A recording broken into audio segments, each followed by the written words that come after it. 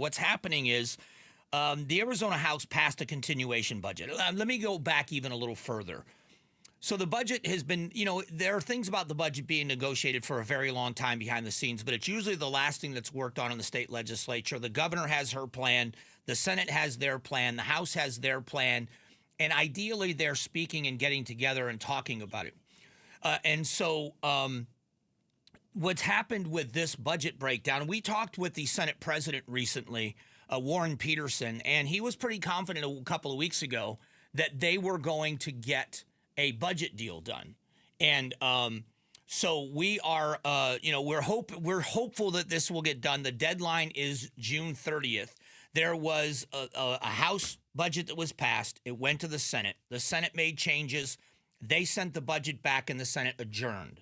There has been a big difference between these. So in order to try to stop a shutdown, they've passed a continuation budget that the governor says she is going to veto. So joining us now to talk about that is the Speaker of the House. Mr. Speaker, thanks for coming on. Mike, thanks for having me on, my friend. It always is an honor. So let's talk about what's happening. The governor says that she is not going to sign what she calls a partisan continuation budget, even if there are the votes in the Senate to pass it. So what happens now? Well, look, the number one thing that we want Arizonans to know is we don't want to shut down. This is actually the second budget that the House passes out. A couple of weeks ago, we passed out a budget that was balanced, that was structurally sound, that prioritized law enforcement, public safety, critical infrastructure here in the state that we need, and it's all intended for public safety. There isn't a lot of money that we can say that is there.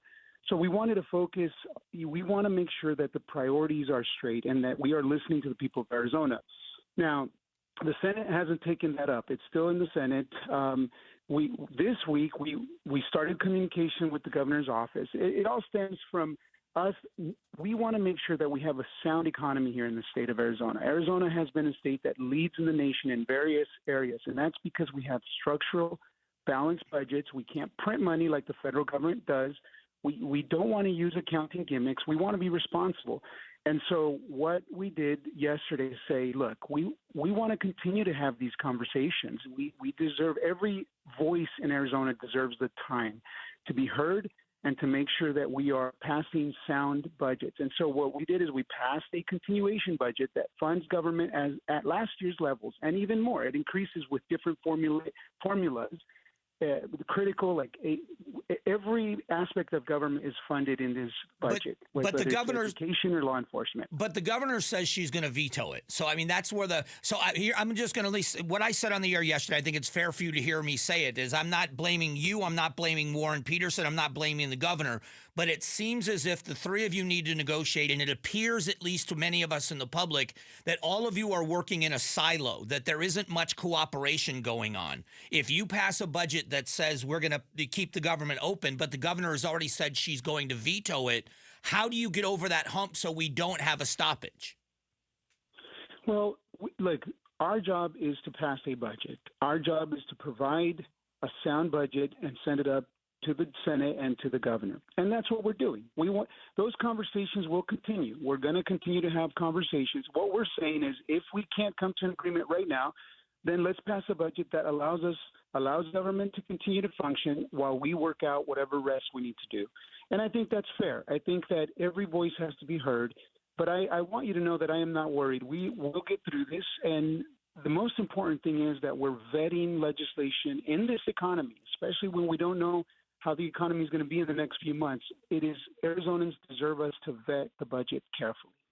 So have there been conversations with Senate leadership? Is there communication? Are there meetings? Are there discussions and negotiations happening between the House and the Senate and the House and the governor? There are conversations. Like the House, we want to make sure that we're not spending more than we can afford here in the state of Arizona. We want to make sure that we're passing a sound budget. And so that's where the conversations are. I believe that in those conversations we will be able to find something. But again, we have to stand up for the people of Arizona. If Arizonans are tightening up their belts, if Arizonans are tightening up their pocketbooks, then so should government. And government should be a government that works for the people, not the other way around. And I don't necessarily disagree with you. And I mean, I've said publicly that if I looked at the governor's budget plan and your budget plan, I would probably be very closely aligned with your budget plan. But in the world we live in, you have to pass something that the Senate agrees with, but more importantly, that the governor is willing to sign. And if she's going to stand up and say, no, she won't, she needs to be more flexible. But do you need to be more flexible? Do you need to pass a budget in the House that even you can get some Democrat support on if some of the Republicans are not going to go for it? Is that something you're willing to look at? Of course. Those are the conversations that are happening. And what we're saying is, if we need more time, if we can't come to an agreement now, then let's continue to fund government at appropriate levels, at whatever levels are necessary. We will. And look, we're doing our part. We have to allow the governor to do her part as well. This budget, when it reaches her, she'll have her decision, and we will continue to work forward. And when you, if you don't mind me asking, if you can take us a little bit behind the scenes, the appearance anyway, and what's kind of been written in by others in the media, is that there has been kind of a strained relationship with Senate leadership and House leadership, that it's not as, it would be not as cohesive as people would hope when you have to get it past a Democrat governor. What is the relationship like with Senate leadership and House leadership? No, I think, obviously people try to make things of where they're not. The reality is, our members came in at the beginning of the session very focused. I came on your show. What are our three pillars of liberty? First of all, preserving the American dream. That's a sound economy, a sound budget. We said it at the beginning of the session, and we said it back in January. A sound budget, a sound economy in the state of Arizona that allows every Arizonan to prosper. Number two, public safety. We want to make sure that law enforcement have the tools they need to be able to keep our community safe. I told you, from our front door to the border. And we want to make sure that we're protecting our individual rights and liberties and not pushing or not allowing government to encroach on our liberties as individuals, as Americans here in the state of Arizona. That's what our focus has been. And so we want to make sure that what we deliver to Arizona is in that framework. And so Arizona deserves to have elected officials that stand up and vetted the process correctly and make sure that our budgets are going to be sound, working for the people of Arizona. And that's all we're going to do. And I'm confident that we're going to be able to have a budget and do right by Arizona. So last question then for people that are listening about where the sticking points are. Are there areas that they have specifically said to you they want changed? And if there are there any of those areas where you are willing to negotiate and compromise? Well, of course. Look, spending levels, I told you before, we can't be spending more than we have. We have to be prudent with how we are spending the hard-earned taxpayer dollars that the people of Arizona have. It's their money, so we have to fight for it. We have to make sure that we're fighting for them. We want to make sure those levels are less than where they are now.